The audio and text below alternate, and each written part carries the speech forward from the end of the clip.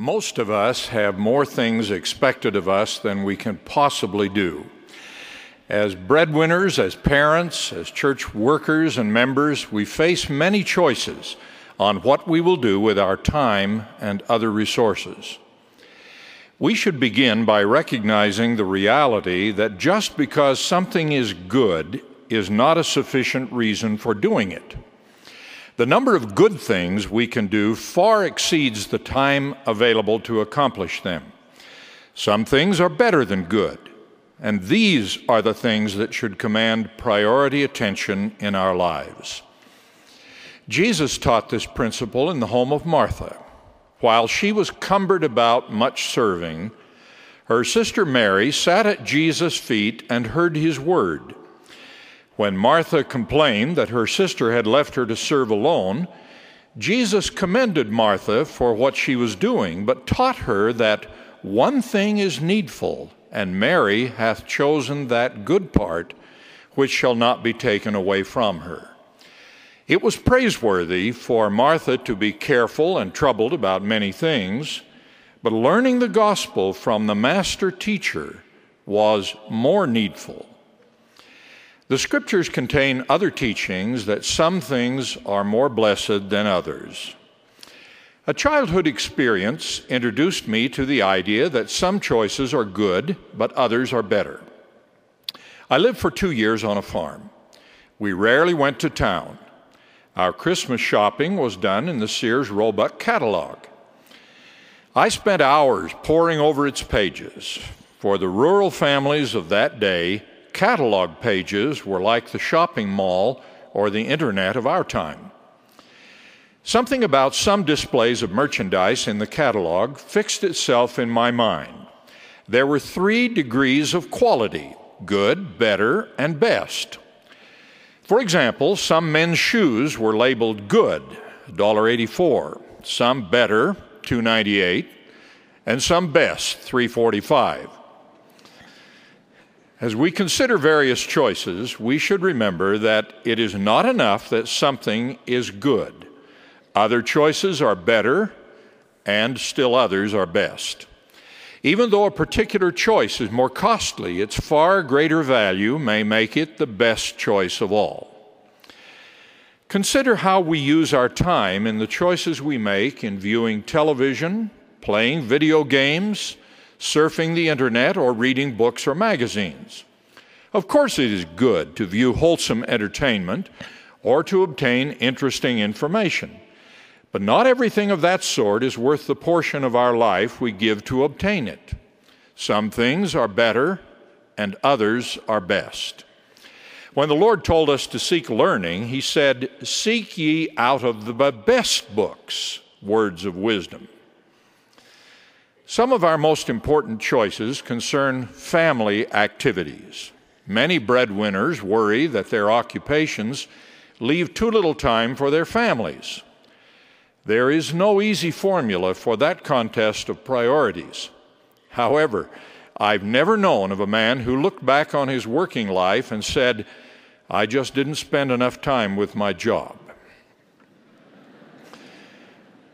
In choosing how we spend time as a family, we should be careful not to exhaust our available time on things that are merely good and leave little time for that which is better or best. A friend took his young family on a series of summer vacation trips, including visits to memorable historic sites. At the end of the summer, he asked his teenage son which of these good summer activities he enjoyed most. The father learned from the reply, and so did all of us he told of it. "The thing I liked best this summer," the boy replied, "was the night you and I laid on the lawn and looked at the stars and talked." Super family activities may be good for children, but they are not always better than one-on-one time with a loving parent. The amount of children and parent time absorbed in the good activities of private lessons, team sports, and other school and club activities also needs to be carefully regulated. Otherwise, children will be overscheduled and parents will be frazzled and frustrated.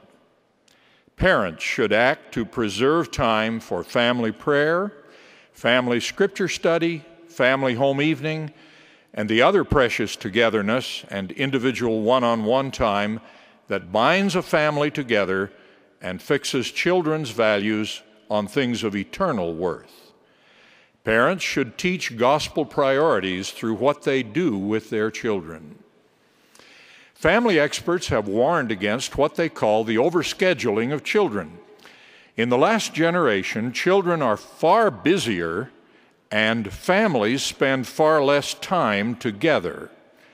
Among many measures of this disturbing trend are the reports that structured sports time has doubled, but children's free time has declined by 12 hours per week, and unstructured outdoor activities have fallen by 50%. The number of those who report that their whole family usually eats dinner together has declined 33%. This is most concerning because the time a family spends together eating meals at home is the strongest predictor of children's academic achievement and psychological adjustment.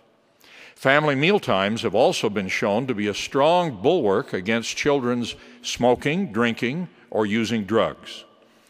There is inspired wisdom in this advice to parents.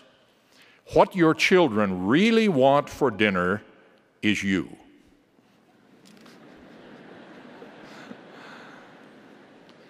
President Gordon B. Hinckley has pleaded that we work at our responsibility as parents as if everything in life counted on it, because in fact everything in life does count on it.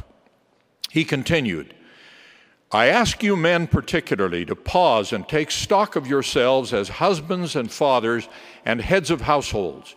Pray for guidance, for help, for direction, and then follow the whisperings of the Spirit to guide you in the most serious of all responsibilities. For the consequences of your leadership in your home will be eternal and everlasting. The First Presidency has called on parents to devote their best efforts to teaching and rearing their children in gospel principles. The home is the basis of a righteous life, and no other instrumentality can take its place in this God-given responsibility. The First Presidency has declared that, quote, however worthy and appropriate other demands or activities may be, they must not be permitted to displace the divinely appointed duties that only parents and families can adequately perform, end of quote. Church leaders should be aware that church meetings and activities can become too complex and burdensome if a ward or stake tries to have the membership do everything that is good and possible in our numerous church programs. Priorities are needed there also. Members of the Quorum of the 12 have stressed the importance of exercising inspired judgment in church programs and activities. Elder L. Tom Perry taught this principle in our first worldwide leadership training meeting in 2003. Counseling these same leaders in 2005, Elder Richard Scott said, quote, adjust your activities to be consistent with your local conditions and resources. Make sure that the essential needs are met, but do not go overboard in creating so many good things to do that the essential ones are not accomplished. Remember, don't magnify the work to be done, simplify it.